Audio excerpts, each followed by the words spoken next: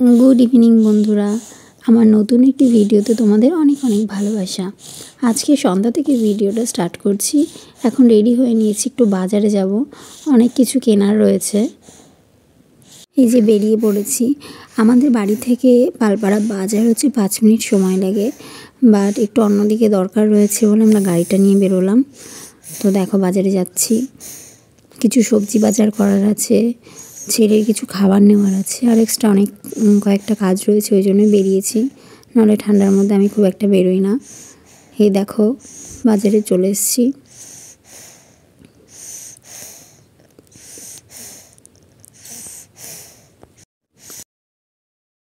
এই যে সবার প্রথমে চলে এসেছি সবজি বাজারে, কিছু সবজি নিয়ে নেব।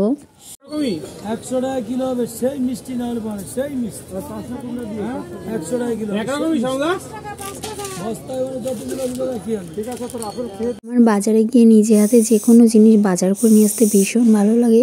কি সুন্দর সবুজ শাকসবজি দেখো। বাজারে গিয়ে সমস্ত কাজগুলোকে মিটিয়ে বাড়ি চলে এসেছি। দেখো আমাকে অনেকক্ষণ দেখেনি, আমার কোলে আসার জন্য এরকম করছে, আমাকে একটু চেঞ্জও করতে দিচ্ছে না। তো দেখো, আর হাত মোজা টুপি এগুলো তো পরতেই চায় না। দেখো টান দিয়ে খুলে ফেলছে। এই যে মা চা করে নিয়ে এসছে আমাদের জন্য, এবার সবাই মিলে একটু চা খেয়ে নেবো, নিয়ে রান্নাঘরে চলে যাব রান্না করতে।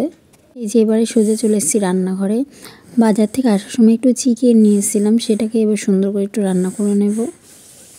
চলো দেখতে থাকো। বাজারে যাওয়ার আগে আমি মশলাকে সুন্দর করে রেডি করে রেখে গেছিলাম, সমস্ত কিছু কেটে কুটে রেখে গেছিলাম, যাতে মাংসটা আসলে ধুয়ে জাস্ট বসিয়ে দিতে পারি, কারণ অনেকটা রাত হয়ে যাবে না হলে। তো দেখো কষানো হচ্ছে, অনেকটা রাত হয়ে গেছে বলে পুরো প্রসেসটা তোমাদের সাথে আমি দেখালাম না।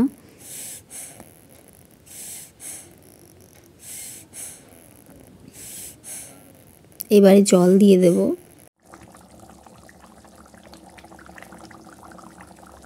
জল দিয়ে দিয়েছি, ফুটছে। পুরো রান্নাটা আমি কাঁচা লঙ্কা দিয়ে করেছি, কোনো কাশ্মীরি লঙ্কার গুঁড়ো দিইনি, এই জন্য কালারটা এরকম হয়েছে। এবারে আমি আমার ছেলের খাবারটাকে তৈরি করে নিচ্ছি। ওর জন্য আমি বিকেলে একটা রুটি করে ভিজিয়ে রেখেছিলাম, সেটাকেই এখন খাইয়ে দেব। তো ওকে আমি এক দিন এক এক খাবার দিয়ে আগেও বলেছি, আজকে দুধ রুটি দিচ্ছি, ওকে খাইয়ে আমরা খাবো। দেখো ওর খাবারটা রেডি হয়ে গেছে, ওকে খাওয়ানো হয়ে গেছে, আমরাও খেয়ে নিয়েছি। এবার ওকে একটু রেডি করে দিচ্ছি রাতের জন্য। তো আমি রাতে সবসময় ওকে যা ড্রেস পরে থাকে পুরোটাই চেঞ্জ করে ওকে ক্রিম মাখিয়ে সুন্দর একটা ফ্রেশভাবে ওকে ঘুম পাড়ানোর চেষ্টা করি। তো এবারে ওর বাবার কাছে ওকে দেবো, দিয়ে বিছানাটাকে ভালো করে পরিষ্কার করে দেন ওকে ঘুম পাড়াবো। দেখো ক্রিম মাখবে না বলে কাঁদছে। তো বন্ধুরা, তোমরা ভিডিওটাকে কোথা থেকে দেখছো অবশ্যই একটা কমেন্ট করে জানিও। আমার চ্যানেলে যদি তোমরা নতুন হয়ে থাকো অবশ্যই একটা সাবস্ক্রাইব করে পাশে থেকো। তো আজকে ভিডিওটা এইটুখানেই ছিল, আবার দেখা হবে নেক্সট কোনো ভিডিওতে। ততক্ষণ সবাই ভালো থাকবে। চলো, গুড নাইট।